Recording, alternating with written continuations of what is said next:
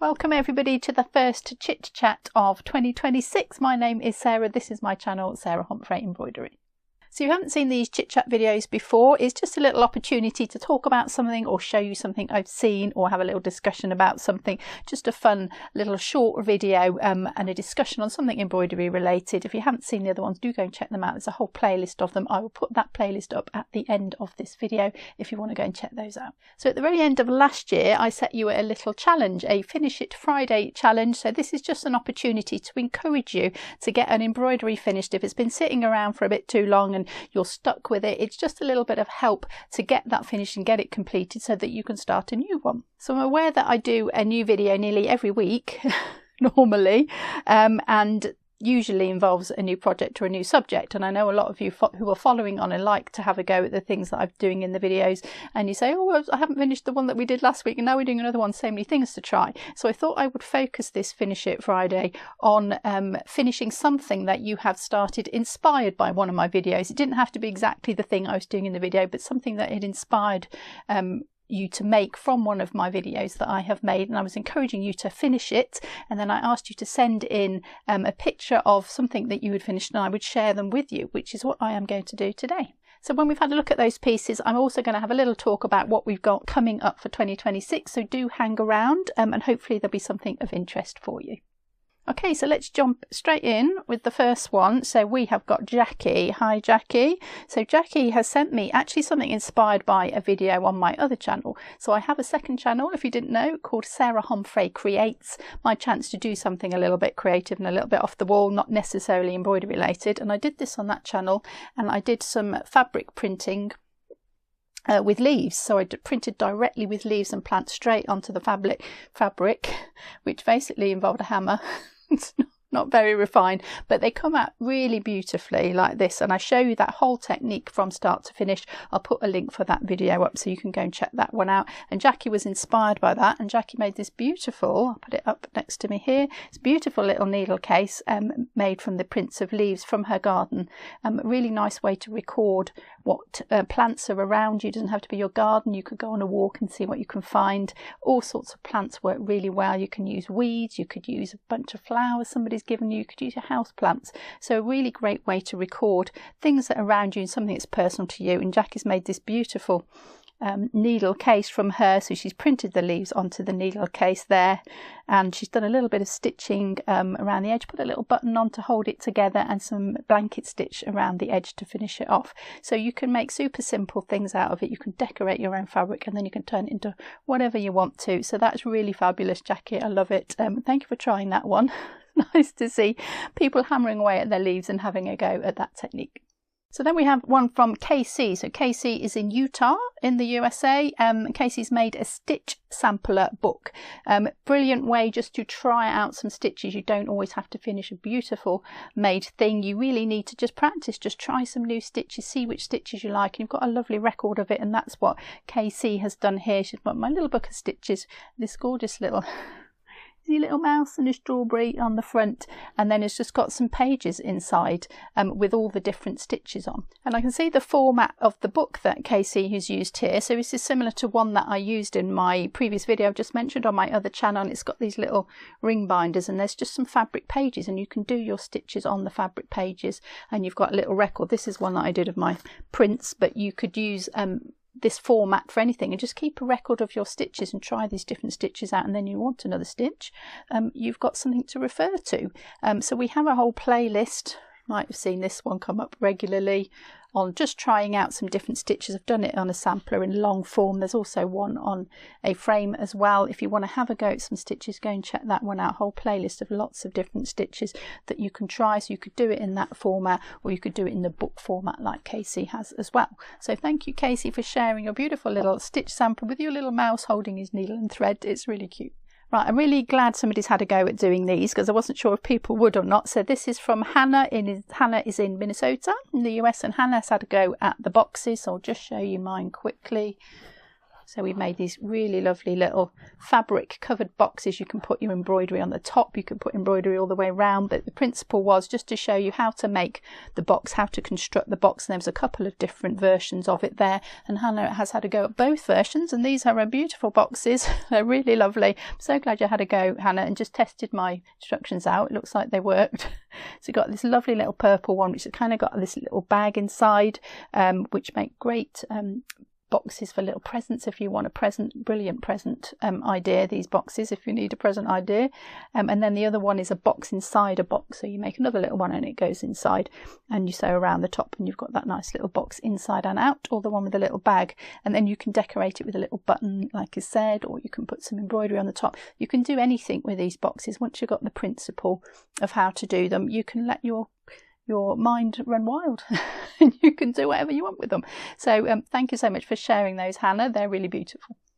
Okay, so Carol has shared something a little bit different. So not necessarily something I have stitched, but she's framing her pieces in the way that I've shown. So I've got these lovely little flexi frames here. Really brilliant way to frame your embroideries really quickly. You can do the long version, which takes quite a long time and quite is involved, but these flexi frames are brilliant. If you just want to frame something and give it as a gift or put it on the wall, these flexi frames are brilliant. And Carol has had a go at framing hers in there. You can see this beautiful flower one. She's got, I think, the flower bouquet coming out of some books. A book, not some books, a book. Really beautiful. And the other thing that Carol has done is she's had a go at painting her backgrounds, which I'm also excited somebody's had a go at this, because I've done this a few times and I don't know how much people enjoy these painted backgrounds, but Carol has had a go, and really, really beautiful. It just adds something extra to the embroidery rather than just sticking it on a plain piece of fabric. You've actually done your own painting on the background, and it's not difficult to do. So we've got a couple of videos on that if you're interested in having a go. And Carol has also done this little one here, this little lavender one, and I painted the green on the background for that first, and then worked the lavenders, which I have videos on as well, and then framed it in the flexi frame. So it's the whole process. It's from the background to the stitching to the finish. So really great that you've been inspired to have a go at framing your own, Carol, and do the painting as well. Well done for that. Does make them really personal and makes them really stand out. Okay, so Mary, hi to you, Mary. Mary's had a go at the little fish that we did. So just quickly show you mine. This is the one I did for the video. 5 different outlines for embroidery, and I did them on some fish just because. And this is Mary's version of the fish. She says, thank you so much for all your wonderful videos and tutorials. I tackled the 5 fish with the 5 outline stitches and 5 filling stitches. It was so fun. Turned it into a colour matching page and a little book for my nephew.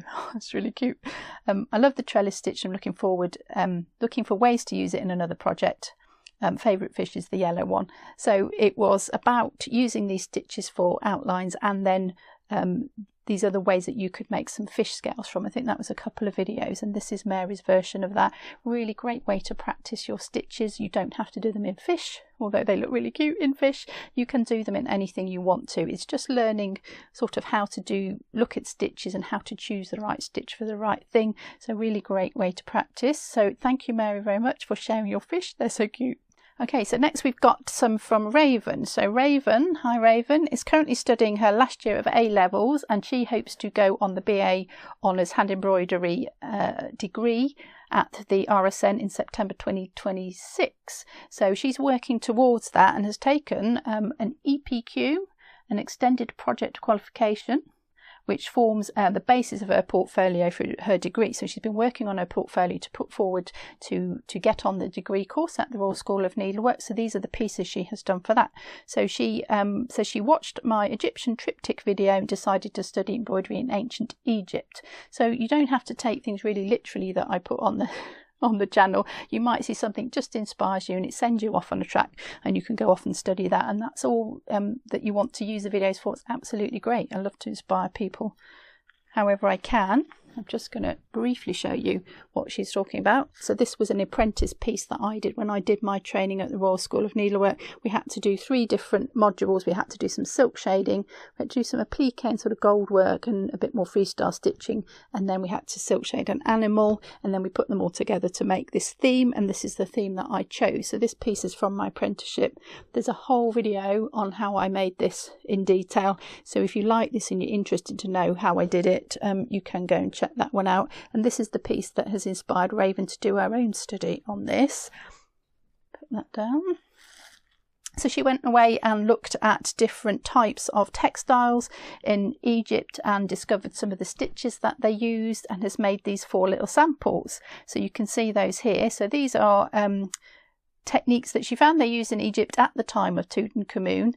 So you can see lots of the stitches in there, stitches that we still use regularly today, and which is amazing to think that they were using them then as well. And there's some beadwork in there too, lots of wonderful Egyptian beadwork around. Do look that up to see some amazing pieces of beadwork. So those are her 4 little samples of the different techniques that they were used, and then she's put some of those together and made her version of an Egyptian panel here. All of these symbols are from Tutankhamun's tomb, and she has redesigned them into a panel of her own, and stitched them all, and they're absolutely fabulous. So a really brilliant start to the course, Raven. I'm not sure what you're going to learn on it really, but that will be brilliant. They'll be super impressed with that, I'm sure. So I really wish you the best of luck, and I hope you manage to get on that course in September, because you're going to love it.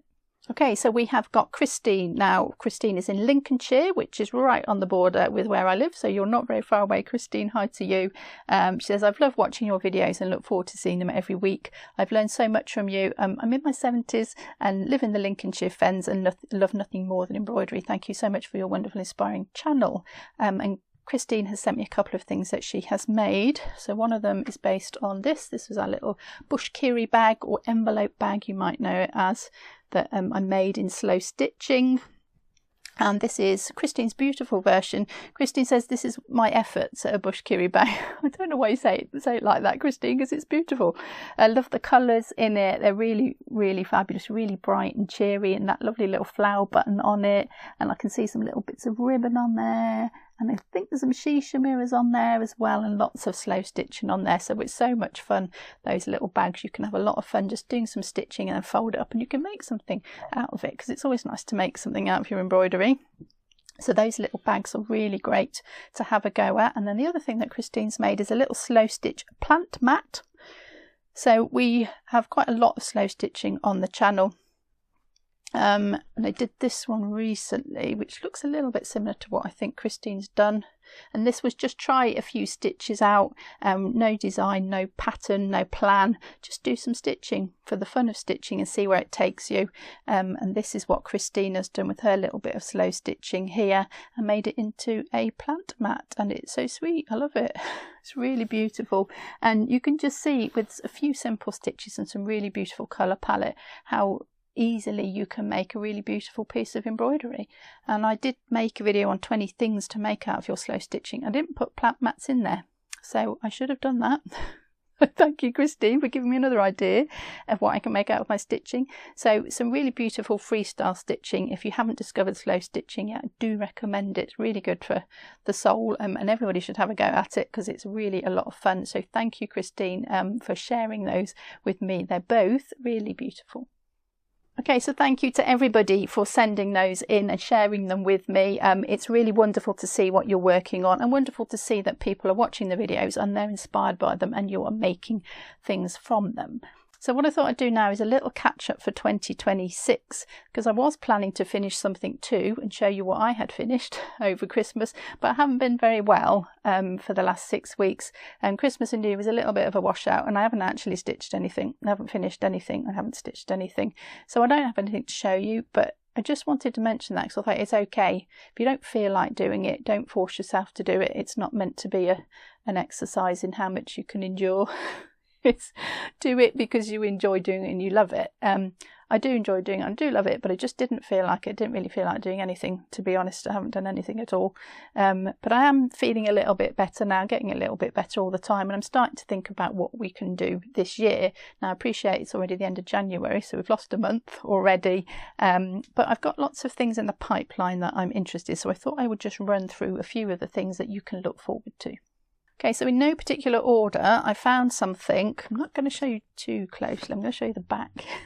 Little teaser of it. Found this on eBay, and I was quite excited about this. I thought, what the hell is this? So I've had a little go with what's in this envelope. And Patreons and channel members have already seen the results of that, and they're having a little guess at how it's made. So there's a little bit more of a clue for you. Not much of a clue, I appreciate, but that one is quite fun, and I will make a video for everybody on that. If you are interested for some more content, do check out our YouTube channel members and our Patreon page. They both got roughly the same thing on. You don't need to join both, but it's extra content for you. There's some behind the scenes images of what's going on, a chance to join in some of the videos. So I'll put information on both those platforms below if you're interested in coming along and having a look at that. It's only £3 a month, £3.50. $3.50, £3 to have a look and see what's on for a month. You can cancel at any time, so do check that out. So I've got that one coming. I'm quite interested to show you that one because that's something that was new to me as well. So I'm also going to work on this design too. So a while back last year I did a video on how you can actually print straight onto fabric using an inkjet printer, and we've been doing a few of these on my Patreon and channel members. I did the video for everybody how to print, but my Patreons and my channel members actually had the designs. I've given them the designs, and this is the third one, and this is an abstract design, but I thought this would be really good for everybody to have a look at this and how you can do something that's maybe not representative and think, how do I tackle something like this? Where do I start? So I'm going to do that one for everybody, and you can all have that design to print on. So that's a little painting that I did, and as you can see it's ready to stitch. I've picked my colours out, so that is ready to film.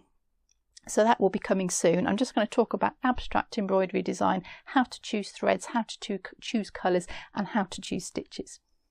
So the other thing that I want to finish is this beautiful little sampler. So if you've been following along with me, you will have seen me and Jonathan and I took this apart and wrestled it out of the frame. It's from 1799, stitched by Mary Townsend, and I thought I would have a go at rescuing it. So we got that far and got it out of the frame, so I am going to mount that and I'm going to reframe it. I need to buy some materials to do that with, and they were shut over Christmas. And rightly so, everybody should have a break. So I'm going to order those materials now. So that one is coming. I'm going to finish that off. But these have also been multiplying since I last spoke to you. I'm just going to give that one to Jonathan.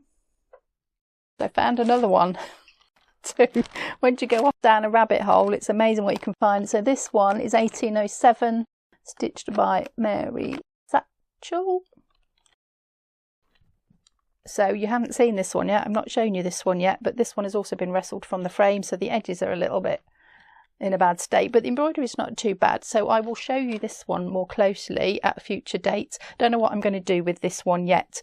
I haven't decided, but I will show you this one because it is another really beautiful sample. It's got these amazing silk flowers all around the edge, which is what attracted me to this one. The linen's not in a great condition colour wise, but it's not so many holes as the other one, so I will show you that one before I decide what I'm going to do with it. And I have other things that are also on the go that need finishing. I really should take my own advice and get some stuff finished, and these two are for my other channel, my Sarah Homfray Creates channel. They've been on the go for ages, a couple of years maybe between them. So I'm going to have a look at them, see how they need to be finished, because I would really love to get those ones finished and put those ones up on the other channel as well. So I've got quite a bit to do really, without even ever thinking of anything new. I've got quite a lot going on. So that's a little bit of what you can look forward to. There's going to be lots of other stuff as well.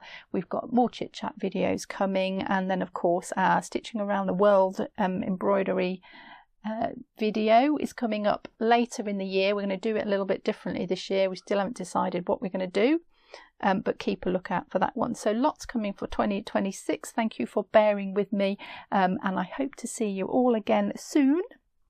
And meanwhile, happy stitching.